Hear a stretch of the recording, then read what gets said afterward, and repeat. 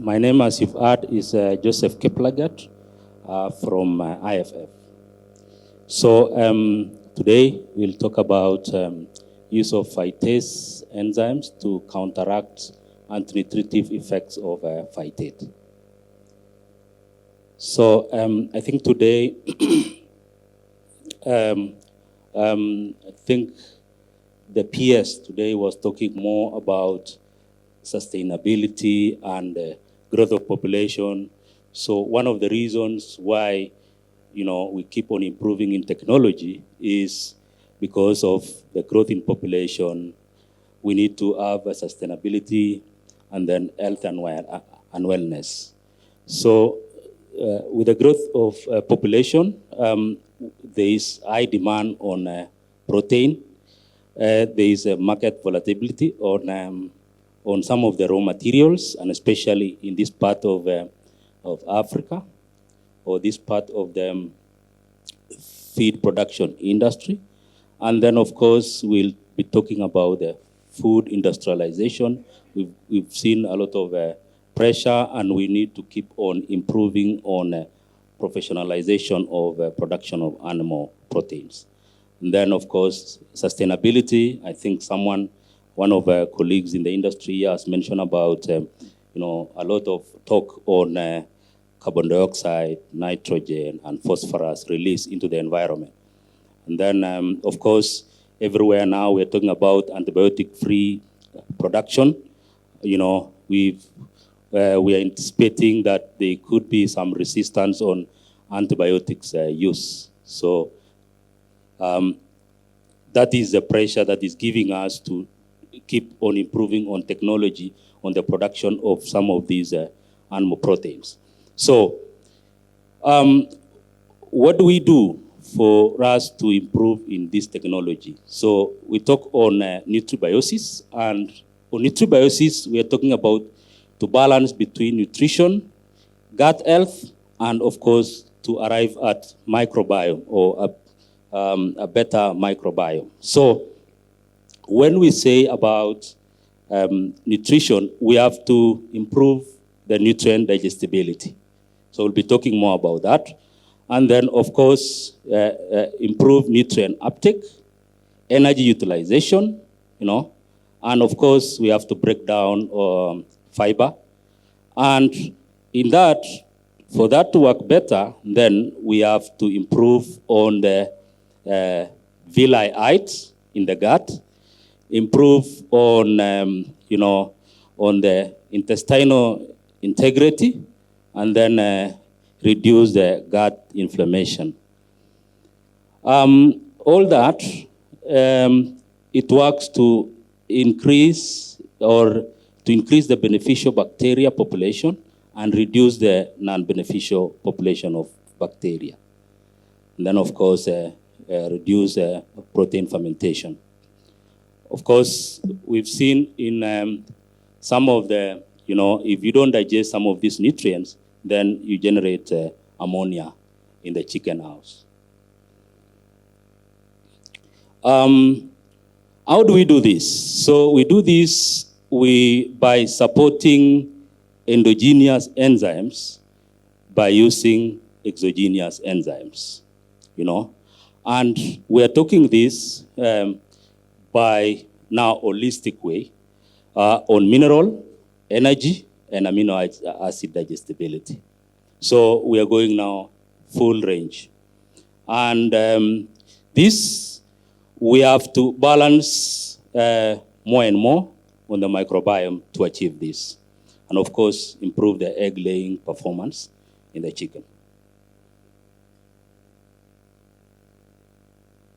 Yeah, so the question is, we have so many antinutritive factors that really affects the feed production or the feed industry. So the question is, what do we do for us to get or for us to extract more nutrients in some of the raw materials that we are using in the industry? And when we look at some of the main raw material that we are using in the industry, we talk about corn, and we see corn has got its own antinutritional factors. Of course, some of these plants, they have this to survive. But now we're asking ourselves, what do we do for us to get more nutrients out of it? So for corn, for example, it has got antinutritional factors like arabinose islands, hemicellulose, and cellulose. If you go to byproducts, of course, you see, sorry. Yes, so if you go to some of the byproducts, we have challenges of glucans, cellulose, and hemicellulose. And then for soybean meal, which carries about 30% of our feed production, especially on the monogastrics. Then we've got trypsin inhibitors and peptines and the like. So all that we need to break down for it to be beneficial to our feed industry. And then, of course, wheat. Wheat equally has got arabinose island, hemicellulose, and cellulose. Generally across the world, some of the analysis done, it has shown that on average, you find that corn as a raw material has got phytate level of about 0.2%. And of course, some of the highest raw materials in phytate levels is rice bran. Of course, we have rapeseed meal and sunflower meal. Soya is on the medium. But the question is, we still need to use this raw material to supplement, to get more nutrients out of this. So for us to use this, then we must make use of some of the feed additives, which is enzyme, one of them, and many others. And when we go to arabinose islands, then we again look at corn.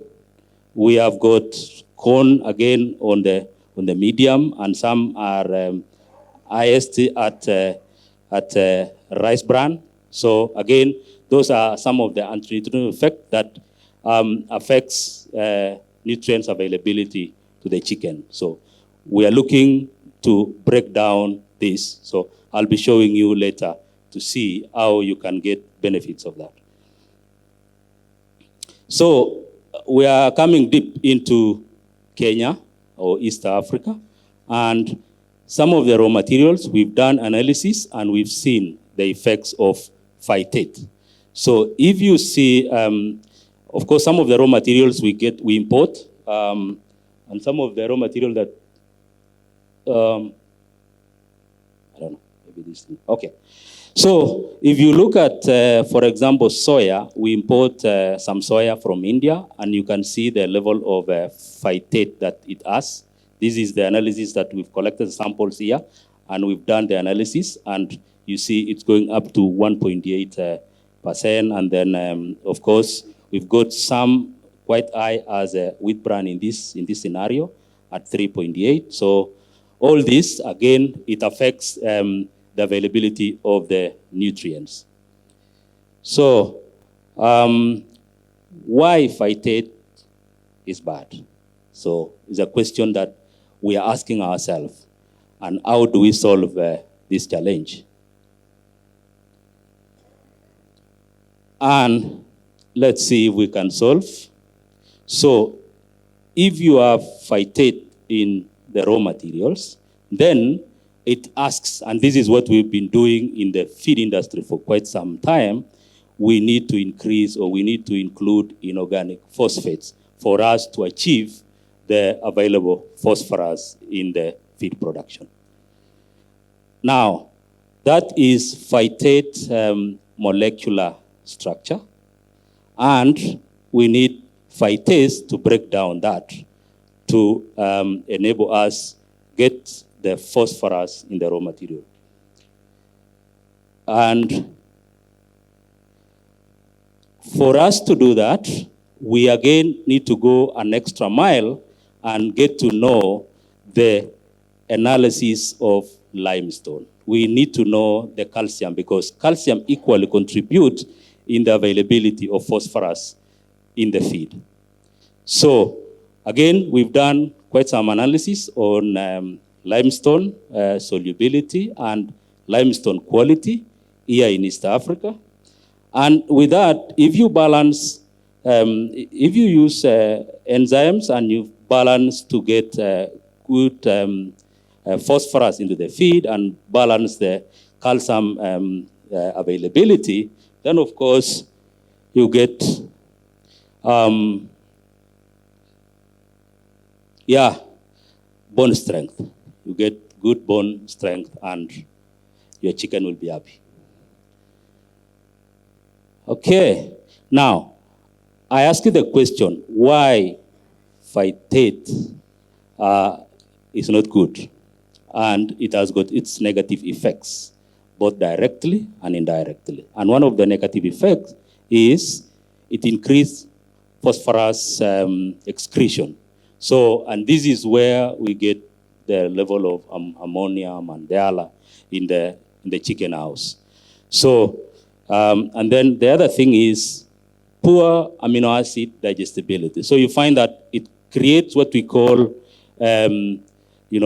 phytate complex with some of the amino acids and calcium, and even it binds even the energy. So it compromises the nutrient uptake by the chicken or by the pig. And then, of course, this will divert the energy from production into maybe maintenance and the like. And then this again will create weak bones due to reduce bone mineralization on the balance between calcium and phosphorus.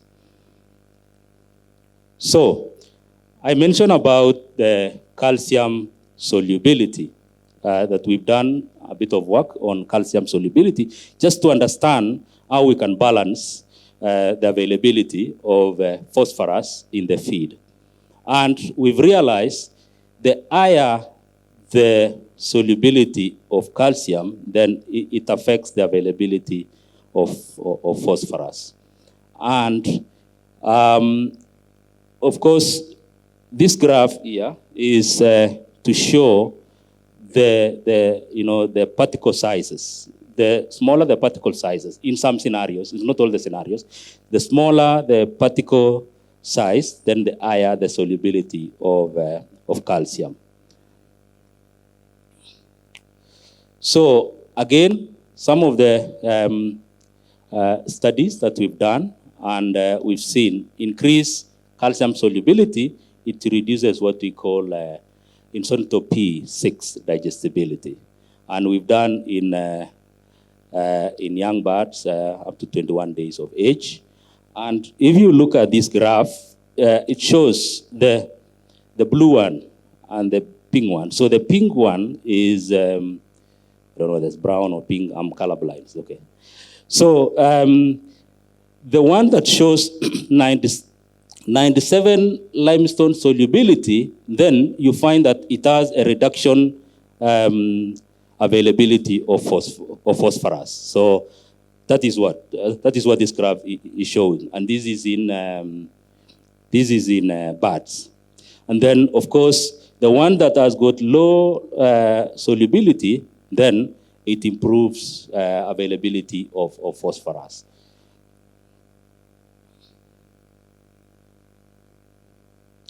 In pigs, the same. So we ran again some studies on pigs, and we saw the same scenario. So the higher the limestone solubility, the lower the availability of phosphorus. And then when we go deep, so just to show the degradation of phytate in swine feed, so what we did is we increased, we used the Phytase, and we increased in different levels, and we use, of course, different FTUs, meaning that is in inclusion levels. So we realized the more, so this control is without the Phytase, and then the more you increase the Phytase levels, the more you, the more the IP6 disappears from the feed, and this we did at the ileal digester. Going again ahead, just for more studies on this, is we look again at different levels of phytate levels. So if you look at the phytate level at 0.3%, and then 0.35%, and then 0.39%, we realize in control, the more the phytate level increases, then the less the availability of phosphorus. So, but when you use the phytase, the more you increase the phytate level, the more you get more phosphorus.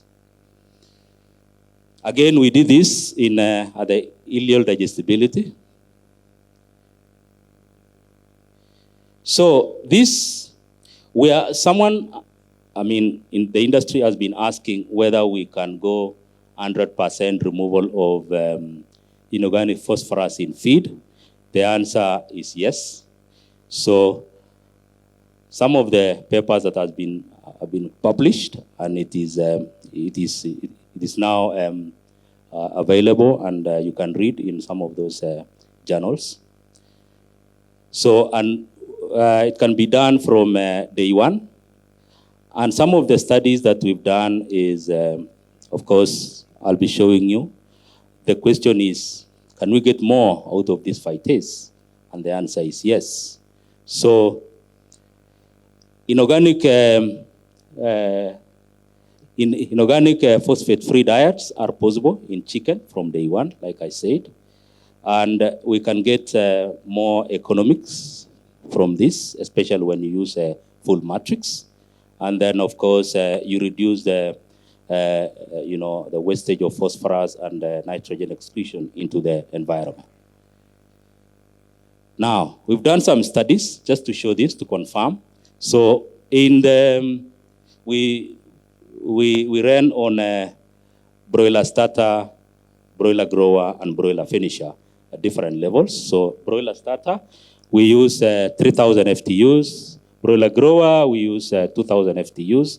And the finisher, we use 1,000 FTUs. And these are the results. So, for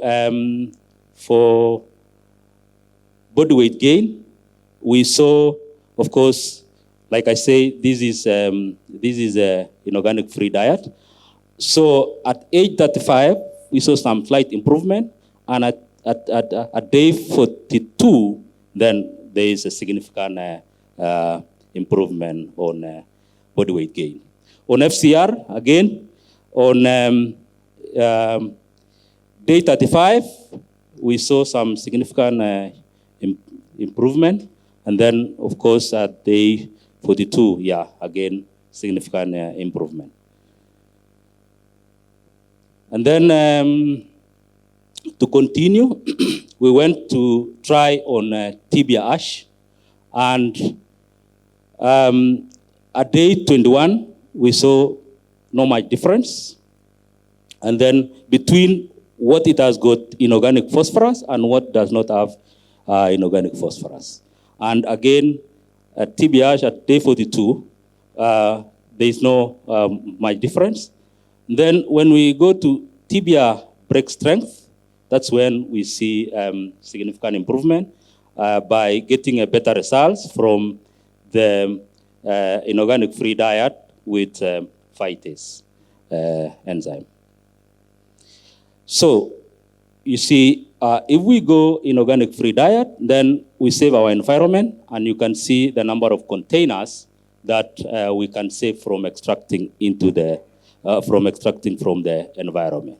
So this goes to the sustainability answer. So you reduce so much on full container loads. And again, on carbon dioxide release, again, you save so much. Just to go deep on use of full matrix on phytase enzymes. Okay. Yeah, just to go deep on use of full matrix on phytase enzymes. And we ran some trials using ROS 308. And what we did is we did positive control and negative control. On negative control, we reduce the nutrients. And if you look at the crude protein, we reduce at 0.72. Energy, we reduce at 79 kilocal per kg. And of course, when you go to total calcium, again, you see how much we reduced. And digestible phosphorus, we reduce 0.2. And then lysine, we reduce 0.07. Digestible lysine at 0.04. Methionine, 0.1, and methionine plus cysteine, we reduce at 0.08.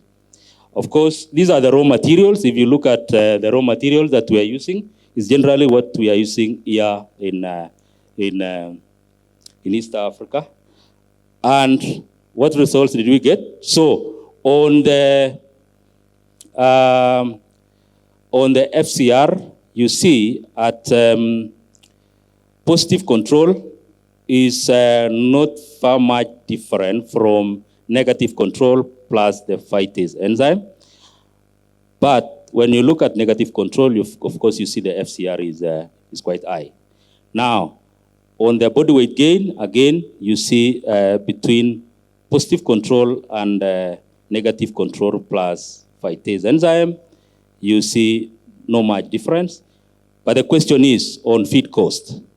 And, you can see how much you can get on feed cost. So you get a lot of reduction on feed cost if you use phytase enzyme.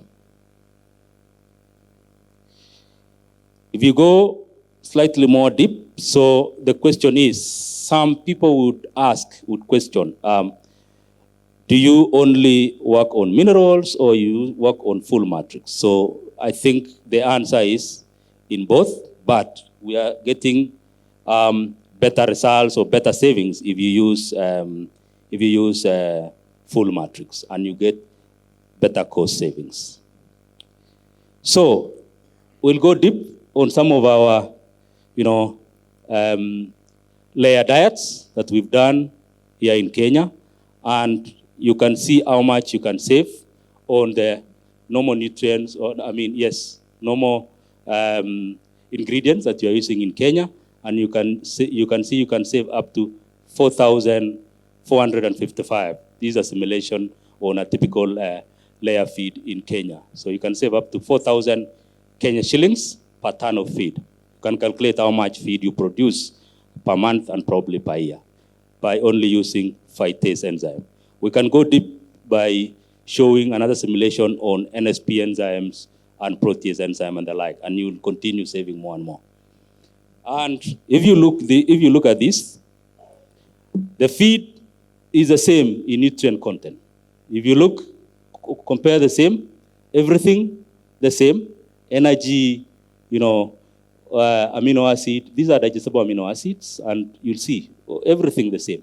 The only difference is now you are getting phosphorus from the raw material rather than, going into the waste. And again, in broiler feed, see the same. In broiler, you get even more savings, about 6,700 on this simulation. Again, same raw materials. And you look again on the nutrients, same. So again, you save lots of money by using phytase enzyme. And when I talk of phytase, we are talking about our phytase because this is what we know better. So we talk of our phytase called extra phy gold, and this is what we know better, and this is what we run. We've equally run on other phytases, but yeah, I can talk more about our extra phy gold. So thank you so much.